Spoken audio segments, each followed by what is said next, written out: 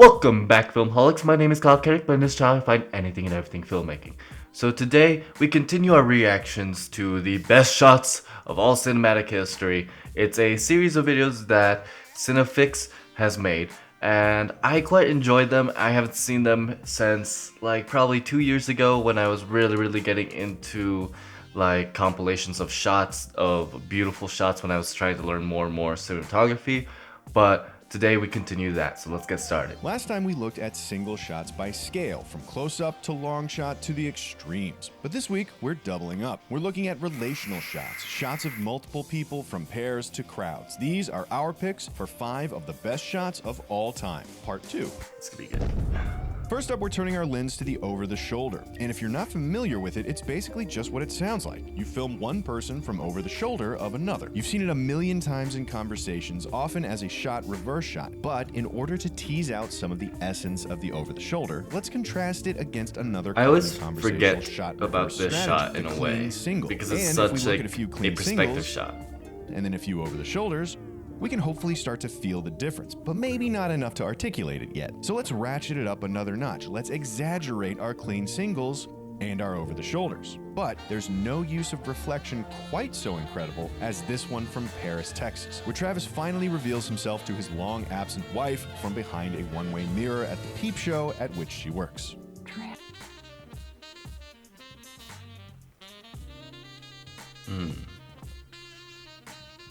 Yeah, reflection shots like these were really good. Wow, I loved right? it in Tell Rogue us this isn't Nation. an absolutely breathtaking over the Mission shoulder. Impossible And the Rogue brilliance of Nation. it is in the obstruction. That in a shot about looking and being looked at, there is something making it hard for them to do exactly what it is they want so badly.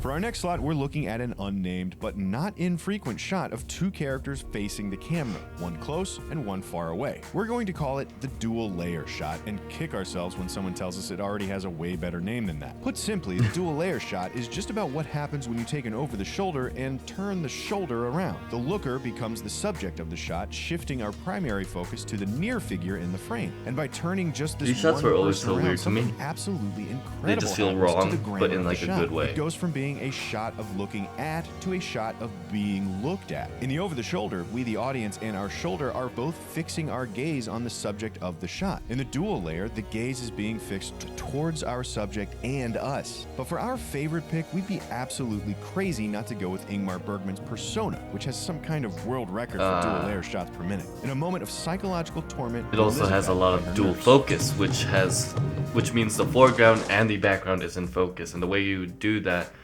is you take the lens kind of out of the camera. It's a very intricate way. Film Riot has a great video on it.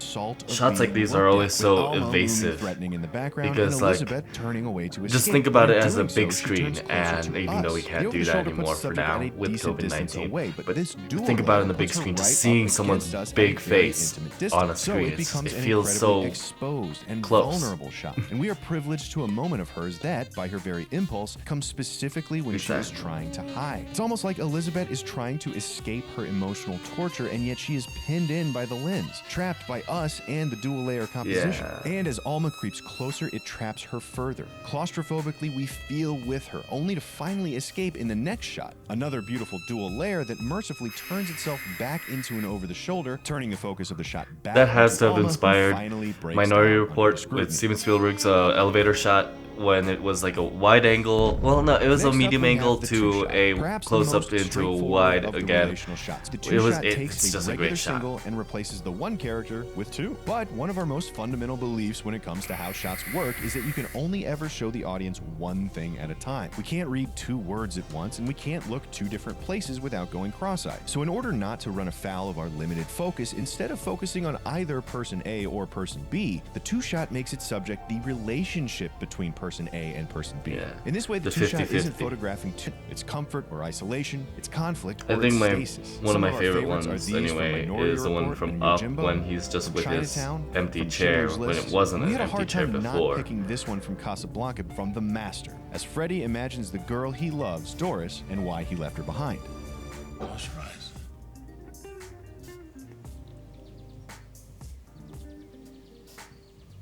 Who made you come and see me? We're going to pause right here because we feel like this shot has said so much already and we want to strike while the iron of its first impression is hot. It really does say a How lot. quickly did you pick up on their dynamic? Get a feeling for the state of their relationship. Part of it is the excellent acting. Phoenix manages to be simultaneously transparent and inscrutable, stick out like a sore thumb to us, the viewer. In the extreme, you can see this when filmmakers frame for a two-shot but only include one character. For a feeling of That's what I was emptiness just and talking abandonment. about. In The Master, the imbalance is subtler than that, but perceptible nonetheless. Freddy's ingenious slouch puts him just slightly below Doris, while the horizontal lines of the bench heighten the sense of the askew, and its position off-center drags frame just slightly left. For comparison, here's what this shot would look like if it were balanced. Different, right? So when we see this shot without even realizing it, we project this awkwardness onto their relationship. Stepping it up from 2 people to 3 or 4 or 5 or 10, we have the group shot. The And just like crowd. how the two shot Oh, is a Lord of shot the Rings two different is better subjects, when- but their I single forgot relationship, already. The group shot is first and foremost a shot of a group dynamic or state, of the entirety of the crew, of a team, a family, a That one gathering. was pretty In order good to do this, filmmakers must take advantage of the human psychological phenomenon called Gestalt. Fight Club, Lost in Translation, and 12 Angry Men.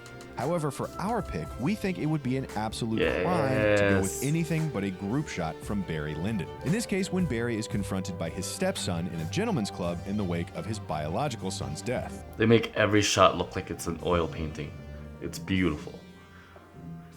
I want to do something similar with that, but in a more modern take.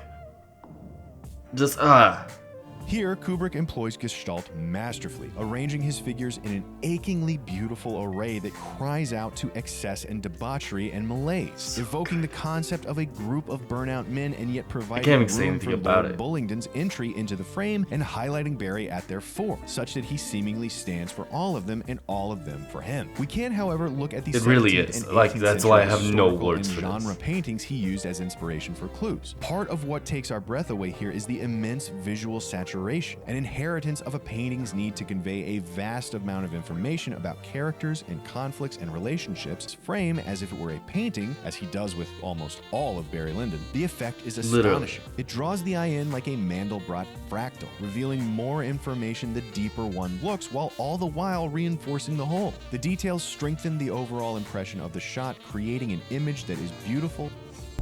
And finally, for our Okay, last here we go. multi-person shot of the day, we're looking at crowd shots. And if you think Gestalt is Yeah. important for viewers to process groups of 5 or 10, can you imagine how crucial well-designed composition is when there are hundreds I honestly or even think thousands? that We I humans know couldn't do without I it. don't It would be really like Where's Marvel Waldo on too screen, much and we about simply how don't they just have 2 shotgun hours to their, seek out the that market, stripy asshole and but wear a candy cane Endgame for did a his really phone. good job So, in crowd with shots, the we're really thinking in terms one of versus masses. army People are far away until from being Captain America individuals. finds out They're there's just more of composite like parts his of team coming greater in. entities. But Armies, right when he factions, picks up the sects, hammer to go cultures. against that There's the whole army, one I was crowd like, shot what communicating is this one piece of composition? information about a single mass that says everybody's doing it. There's the one crowd versus one man shot that pits a man against the whole world. However, for our last pick, we're going way back to 2 shots from Metropolis.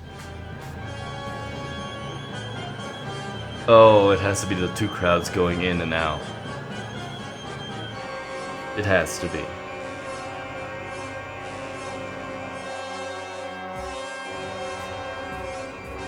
It's how it feels like. It's weird how like something made in the 1920s still feels relatable.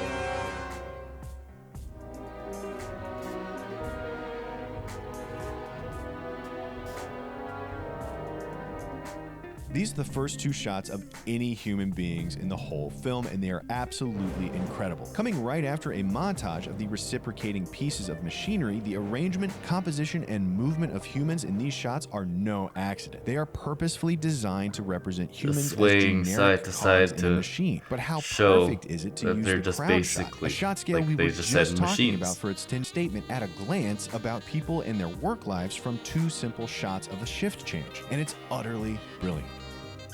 It is. When moving into more and more complicated shots, the tendency can be to obfuscate with all the elements, to create complexity and chaos amidst the everything happening at once. But there's a But subtle I art think to that is engineering it, all of the guys. complexity into I'm gonna end the video there. Well, end that video there because they're just summarizing what they just mentioned. And I don't think we need to go for that just to make this video a little bit longer. I want to make it as concise as possible. That's my reaction to this video. It's a great channel back then. I haven't looked into their videos now, but I want to check them out more and more every time I react to them. And it's so nice to see like compositions like that show up in modern day, like I mentioned with Endgame or other modern take scenarios. There's so many ways to use film, there's so many new ways and old ways, and if you mix them together there's even more new ways, and that's what I want to get at with this. So think about your shot by thinking about your script, and what you want to tell is what you want to shoot, so it causes this really cool melding, and it's beautiful if you can make it. So that's it again, guys. Don't forget to like and subscribe, and dream on.